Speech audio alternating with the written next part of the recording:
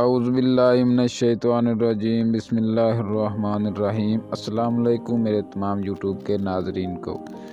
ناظرین، آج ہم اذان کے احترام کے سبب ایک عورت کو جنت الفردوس میں اللہ تعالیٰ نے ایک بڑا مقام عطا فرمایا، صرف اذان کے احترام کی وجہ سے، کیونکہ آج کل لوگ بڑی بڑی نیکیاں اور بہت وظیفے کرنے کے باوجود بھی جنت الفردوس میں مقام نہیں پا سکتے۔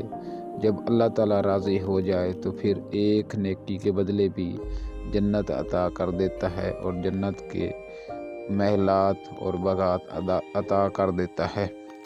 واقعہ کچھ اس طرح ہوا کہ امام خلیل بن شاہین رحمۃ اللہ سے مروی ہے کہ کسی شخص نے خواب میں زبیدہ کو دیکھا کہ وہ شاندار کرسی پر بیٹھی ہے